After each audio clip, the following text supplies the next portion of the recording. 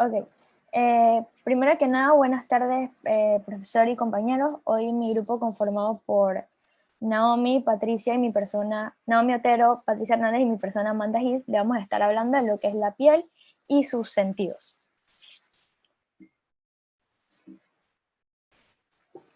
La piel. Principalmente que la piel, este es un dibujo de la piel y sus componentes que voy a estar explicando más adelante. La piel y sus derivados componen lo que es el sistema tegumentario. La piel forma la capa más externa de lo que es nuestro cuerpo y es el órgano más grande que contenemos. La misma va a ocupar entre el 15 y el 20% de lo que es la masa corporal de nuestro cuerpo. Y sirve como protección, como un estilo de protección o una barrera de protección para lo que es la calor, la luz y distintas infecciones y lesiones. Que más adelante vamos a estar hablando sobre esto. Cabe destacar que la piel está compuesta por tres, en realidad son dos, pero el tercer estrato es una capa profunda del segundo estrato. Está compuesto por lo que es la epidermis, que es la capa más externa, la epidermis, luego sigue lo que es la dermis y la hipodermis. La epidermis, como pudimos observar en la imagen anterior, está compuesta por lo que es un tejido estratificado plano. La misma, este tejido lo que hace es que crece continuamente sin modificar lo que es su espesor, en el proceso el cual se conoce como descamación. Okay. La capa de epidermis. La epidermis está compuesta por diferentes estratos, como lo son el estrato basal y el estrato espinoso. El estrato basal o germinativo, el estrato espinoso, y más adelante les voy a estar hablando de otros distintos estratos. El estrato basal o germinativo es la capa celular que contiene una sola célula. Es el que contiene las células madres de las cuales se van a derivar a través de mitosis lo que son los queratinocitos, que son las células principales de la piel, y estas, las mismas, a manera de mitosis, se van a ir reproduciendo y las mismas van a ir migrando a las capas siguientes, que en este caso va a ser el estrato espinoso. Estas células son cúbicas y pequeñas. El estrato espinoso está compuesto por, en este caso, los queratinocitos son más grandes y como en forma más ovalada, por así decirlo, en el dibujo se va a apreciar. No es el mejor dibujo, pero se aprecia. Que en la misma está compuesto por los queratinocitos más grandes y en la misma se da lo que es las evaginaciones de estas células, y estas evaginaciones se van a unir a las evaginaciones de otras células por medio de lo que son desmosomas. Estos desmosomas, según lo que investigué, se pueden observar en el microscopio como un tipo de engrosamiento leve que va a llamarse con el nombre de bisocero. El siguiente estrato es el estrato granuloso. En este estrato, los queratinocitos van a contener lo que son los gránulos de queratoianina. Esta queratoianina va a ser es una proteína que es capaz de, es la responsable de reproducir lo que es la queratina blanda para la epidermis. El estrato, de ahí sigo con lo que es el estrato córneo. El estrato córneo está compuesto por lo que son los filamentos de queratina. En este estrato tiene algo las células de este estrato son muy diferenciadas a las demás células de los otros estratos, ya que en este estrato sus células pierden lo que es el núcleo y sus orgánulos citoplasmáticos van a llenarse de lo que son filamentos de queratina. Luego sigo con lo que es el estrato lúcido, que el estrato lúcido en sí va a ser como una capa más profunda del estrato córneo y va a ser limitado, normalmente se encuentra más en lo que es la piel gruesa. Como sabemos, la piel gruesa van a ser la piel que no contiene vellosidades, como en las manos y en el pie.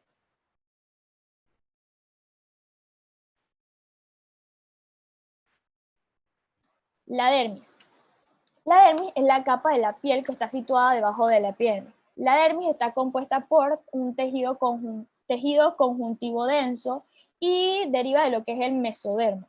La misma se encarga, su función principal es darle un tipo de soporte mecánico a lo que es la epidermis y también brindarle lo que es resistencia y un espesor a lo que es la piel. La dermis también contiene distintos estratos o capas que son dos, que son la dermis papilar y la dermis reticular. La dermis papilar es la capa más superficial de lo que es la dermis y va a contener fibras de colágeno tipo 1 y tipo 2. Está compuesto por tejido conectivo laxo y sus vasos sanguíneos irrigan a lo que es la epidermis. La dermis reticular es la capa más profunda y está compuesta solamente por fibras de colágeno tipo 1 y se ubica en diferentes partes de la superficie corporal, como lo son las areolas del pene, del escroto y del periné. También cabe destacar que contiene fibras elásticas. La hipodermis. La hipodermis es la tercera capa, pero en sí esta capa es la capa más profunda de lo que es la dermis, pero se toma en cuenta como una tercera capa. Esta capa se forma por la unión de tejido conjuntivo laxo y la unión de tejido adiposo. Forman lo que es la hipodermis. Y en esta su funcionamiento va a ser un tipo de almacenamiento de energía y de aislamiento. Y como ya dije anteriormente, contiene lo que son los tejidos grasos. El sentido del tacto.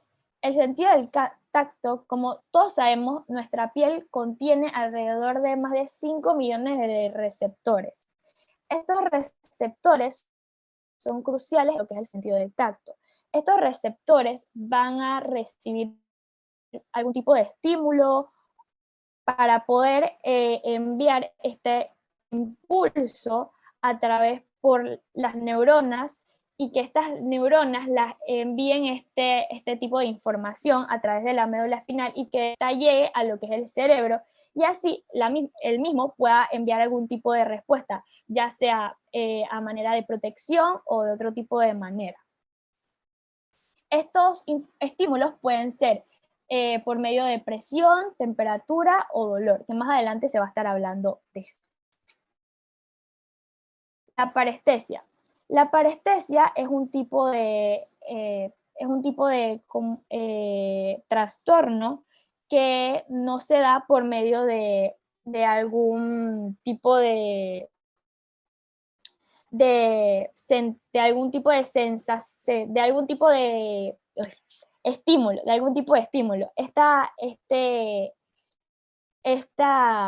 Este trastorno no necesita ningún estímulo para poder que se dé, sino que se da de manera sin ningún estímulo previo. Y el mismo va a ser de tipo irritativo y no va a presentar, no se manifiesta con sensaciones normales, sino con sensaciones anormales. Esto se da como cuando como un ejemplo claro es cuando las personas dicen que se les durmió el pie o algún tipo de extremidad. Se puede dar en cualquier tipo de extremidad, ya sea la mano, el pie, la pierna, hasta en la cara hay veces que se da. Y claro ejemplo es cuando la gente dice que siente un tipo también de hormigueo en las manos o en la pierna. Y esto muchas veces se da cuando un claro ejemplo también puede ser cuando las personas se sientan o colocan su brazo sobre una estructura, ya sea el cuerpo sobre el brazo, y el mismo se hace que los nervios los nervios se duerman o que impacten los nervios, y lo mismo va a hacer que el mismo no sienta esa extremidad o sienta algún tipo de hormigueo. También una de las causas más podría decirlo, cuando la misma ya no se da tan normalmente, sino que ya empieza a ser muy anormal y más crónica, se da también por las alteraciones en el sistema nervioso, también alcoholismo y otro tipo de trastornos, también cabe destacar que cuando es más a un nivel más peligroso, este trastorno puede darse también por tumores cerebrales.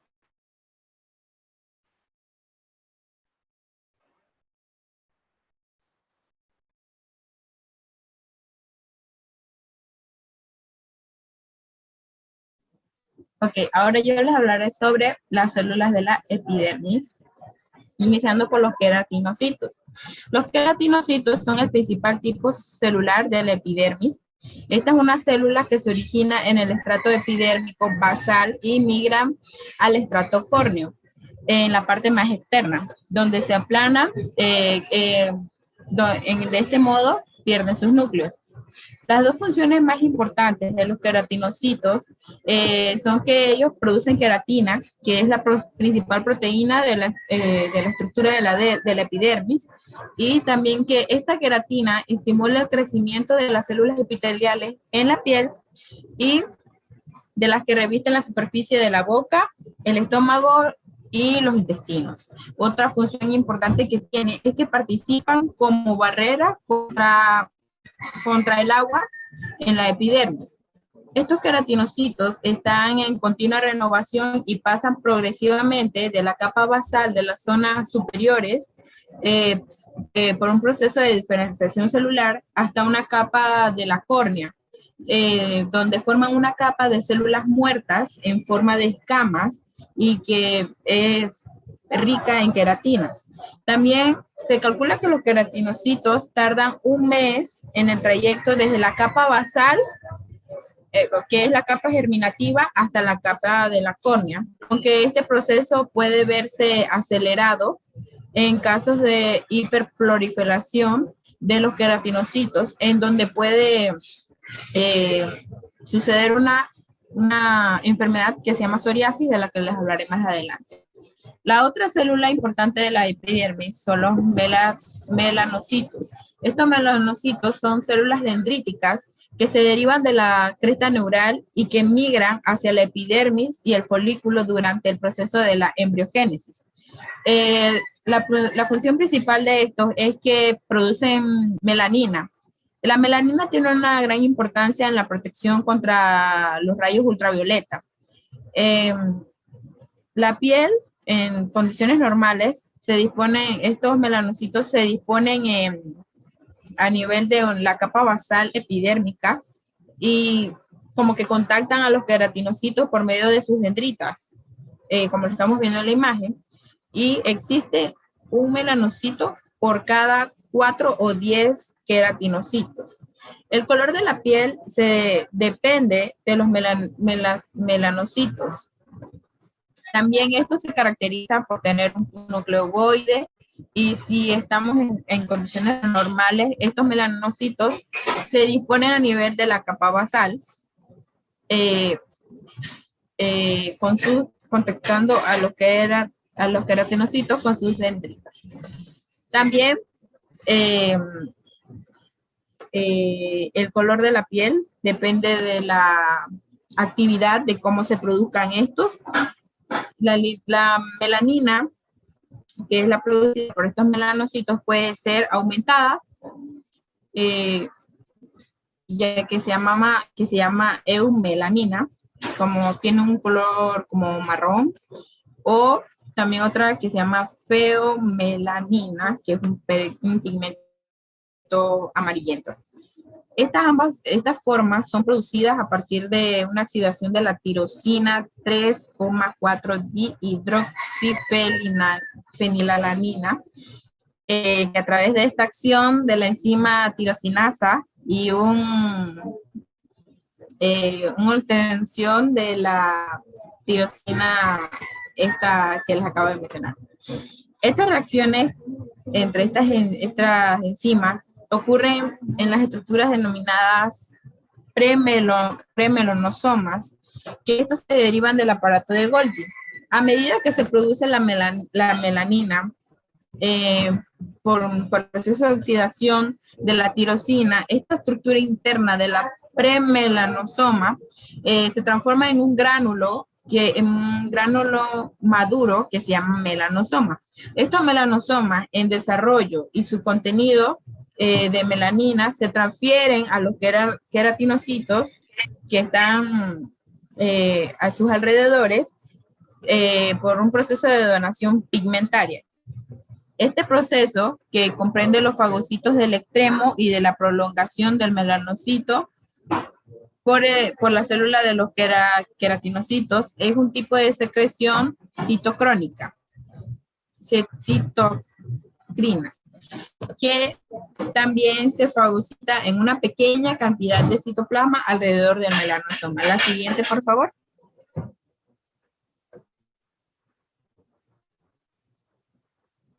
A las células de Merkel. Estas células también son denominadas las células epiteliales táctiles o células de Merkel-Ranvier. Son unas células especializadas de la piel que se localizan en la capa basal de la epidermis y se les puede contar aisladas en acúmulos y en estructuras que se llaman domos táctiles. La función de estas células de Merkel tiene que ver mucho, aportan bastante en lo que es la mecanosensación y en la secreción en la secreción neuroendocrina. Entonces, estas células se asocian e interactúan con las dendritas de las fibras somatosensoriales en un complejo celular que se llama disco de Merkel, también llamado disco táctil, que es un órgano mecanosensorial terminal de la piel. Las células de Langerhans son células que son consideradas reconocedoras de antígenos y son una parte importante en el sistema inmunitario. Estas células están localizadas en todas las capas de epidermis, pero son mucho más abundantes en la capa de las células espinosas. Estas poseen un núcleo pálido y ovalado, rodeada de un citoplasma pálido, a partir del cual se extienden las prolongaciones citoplasmáticas, que son las dendríticas entre los queratinocitos. Estas células de Langerhans, aunque se hallan en pequeñas cantidades en la piel normal, aumenta de tamaño en número, como intención y complejidad de sus prolongaciones dendríticas. La siguiente.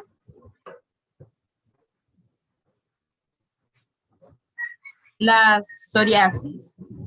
Bueno, la psoriasis es una enfermedad que, como les hablaba, es un desarrollo avanzado de los queratinocitos que se ocasiona por un crecimiento demasiado rápido de las células de los queratinocitos. Son señales defectuosas que se originan en el sistema inmunológico y provocan una formación de nuevas células de la piel y se producen en cantidad de días en vez de ser en semanas, que es el tiempo normal que ellos se producen. Esta enfermedad es común y de larga duración, o sea que puede tornarse crónica. No tiene cura, pero se puede tratar. Tiende a tener ciclos con brotes que duran de semanas a meses y que luego disminuyen e incluso entran en proceso de remisión. Existen tratamientos para ayudar a calmar los síntomas de esta enfermedad, y dentro de los síntomas están piel seca y agrietada que puede sangrar o picar. En el dibujo que tenemos ahí representa un codo de cómo tiene la piel roja y brotada. Esto causa picazón, ardor e irritación. En el caso de las uñas puede estar engrosadas o de manera como picadas. También las articulaciones se pueden inflamar y se tornan rígidas. La siguiente. La termocepción. Bueno, la termocepción es la capacidad de percibir calor y frío tanto a través de los piel como de nuestros órganos internos.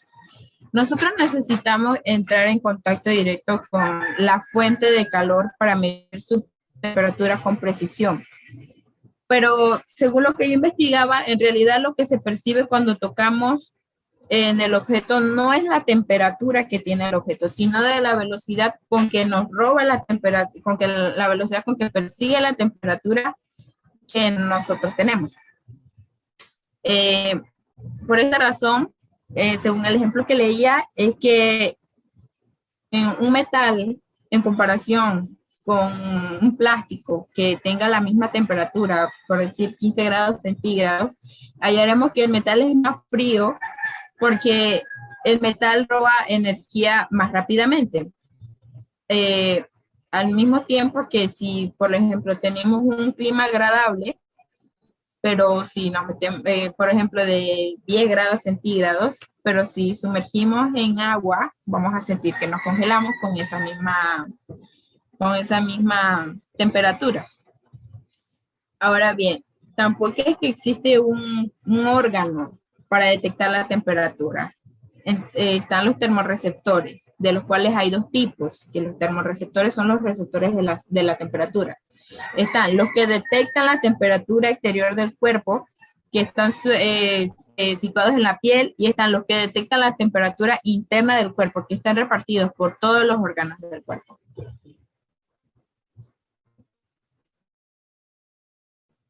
Ahora, no. Ok, bueno, yo les voy a hablar del dolor. Falta 6 minutos para que se corte.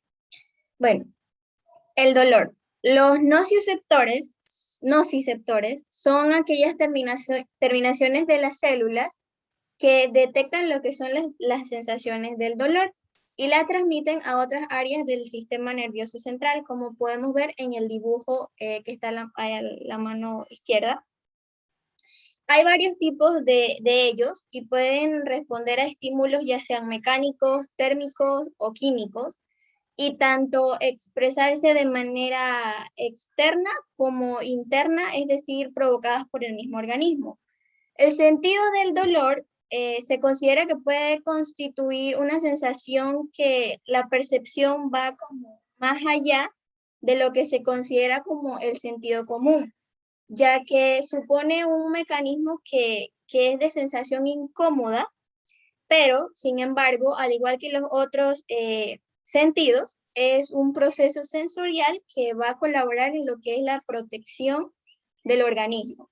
Una característica muy importante es que estas terminaciones receptoras del dolor no están recubiertas de la habitual vaina de mielina, y por ello también se le denominan terminaciones nerviosas libres. La vaina de mielina, como todos conocemos, es una capa aislante que proporciona protección a los nervios. Entonces, es aquí donde se conoce que los nociceptores actúan de una manera más inmediata a lo que es un estímulo que posteriormente provocará el dolor. Siguiente diapositiva.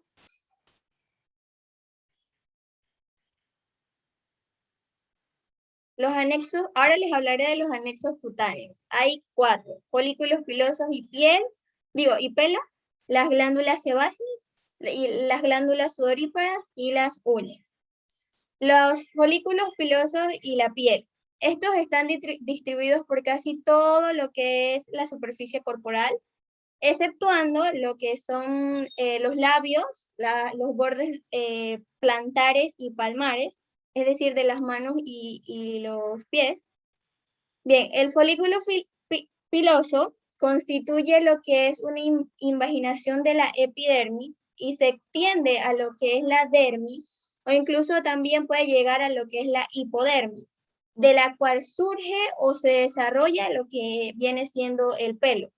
Estos folículos están totalmente forrados o rodeados de lo que es el tejido conectivo fibroso. Originalmente, estos folículos pilosos se desarrollan en un feto con 22 semanas, es decir, ya el feto cuando tiene 22 semanas tiene todos los folículos pilosos formados. Los componentes de los folículos pilosos son el bulbo piloso, que es la matriz germinativa de la cual deriva el pelo, como podemos ver en el dibujo. La papila dérmica, que esta es una estructura en forma de cono, que está encargada de nutrir cada uno de los cabellos y del pelo. La papila dérmica se considera una estructura adherida o un anexo de lo que sería el bulbo piloso. También está el músculo erector, se forma en la dermis, como podemos ver también en la imagen, y llega al folículo piloso. Se encuentra insertado en las papilas dérmicas. Este músculo erector es el encargado de proporcionar la dirección del cabello y hacer que crezca. Este músculo es el que proporciona o es el que hace que nosotros reaccionemos ante aquellos estímulos conocidos. Cuando, por ejemplo, se nos pone la piel, como comúnmente se dice, piel de gallina, ya que el mismo músculo se contrae y pues posteriormente el pelo se va a erizar. Y por último, pues la glándula sebácea, que esta se encarga de mantener al lubricado al folículo piloso. Tiene un tipo de grasa que generalmente se conoce como sebo. Ahora, como este componente, que es la glándula sebácea, es como bastante abundante en los folículos pilosos, se considera también un anexo y pues se encuentra también en toda la superficie cutánea, exceptuando las áreas donde no hay folículo piloso, porque como mencioné anteriormente, forman parte del folículo piloso. Secretan una sustancia, sebo, y se dice que esta conserva lo que es la flexibilidad de la piel, y este producto está lleno como de, según leí, de colesterol, triglicéridos y algunos desechos celulares que están secretados.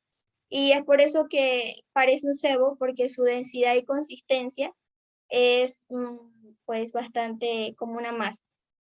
Ahora,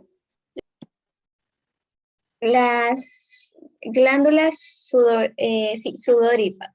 Hay glándulas sudoríparas ecrinas y apocrinas.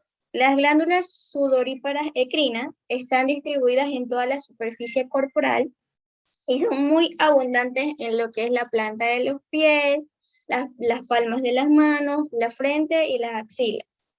La porción secretora se encuentra en la dermis y la hipodermis, y estas glándulas no están asociadas en nada a lo que son los folículos pilosos. Esta unidad secretora tiene su porción de epitelio cúbico simple, compuesto de células oscuras, células claras y células mioepiteliales. Las células oscuras recubren lo que es la luz de la unidad secretora y secretan una sustancia abundante en mucosa. Las células claras no poseen lo que son gránulos secretores, pero vierten secreción más acuosa, y generalmente las células oscuras se interponen con las claras y pues la luz de las mismas.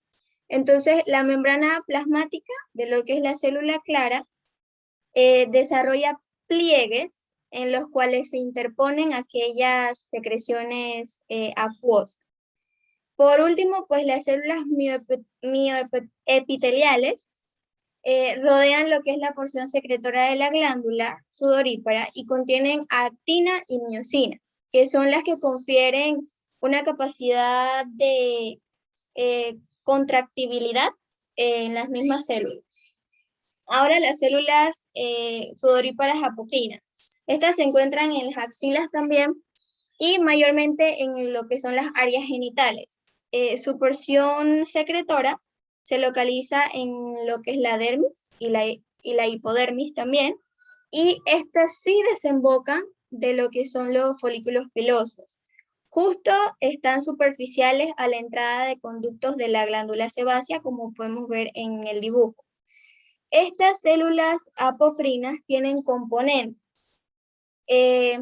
No, disculpen, eso no. Siguiente. Las diferencias, para quedar bien claro, entre las glándulas ecrinas y apocrinas son: la distribución de las apocrinas son las axilas y en las áreas genitales o perianales y en las ecrinas están en toda la piel. La unidad secretora de las apocrinas es una composición de tejido epitelial cilíndrico simple y las ecrinas de células claras, oscuras y mioepiteliales, como les había comentado. La textura de la secreción en las apocrinas, estas texturas se abren a un folículo piloso. En cambio, en las ecrinas se abren en toda la piel. La función de las apocrinas es viscosa y las ecrinas es acuosa y muchas veces mucosa. Y bueno, las de las apocrinas consisten en proteínas y ácidos grasos y la composición de las ecrinas en agua y cloruro de sodio. Siguiente diapositiva. Por último, el último anexo cutáneo serían las uñas. Estas representan lo que son células epiteliales queratinizadas, que están en placas de queratina dura, que actúan como un elemento protector en lo que es la piel y de las falanges de los dedos, y permite mejorar la sensación táctil de la yema de los dedos. Estas se originan al final del tercer mes de la vida embrionaria. Tienen componentes como la matriz o raíz ungueal, que es la parte situada debajo del pelo, por donde la uña de la uña, y allí crece y está bien bastante queratinizada. Está la cutícula o epiniquio, que está constituida por la parte de la piel que rodea la uña. Está formada por varias capas de lípidos y el componente principal de la cutícula está asociado bastante a lo que es la cera o a las glándulas sebáceas. Y la lúnula, que es la parte de color blanco que está situado pues en la base de la uña y que tiene una forma semilunar. La epidermis de ella es muy gruesa, la célula es bastante queratinizada también, y esto es lo que impide que se vea el color rosado de los capilares sanguíneos dérmicos en la uña. La lúnula está bastante oculta, muy a menudo, por la cutícula. La placa unguenal, que esta sí es como la parte visible o como la uña como tal, que está rodeada de piel. Y el lecho unguinal, que es la parte de la piel donde se apoya la uña. Siguiente diapositiva.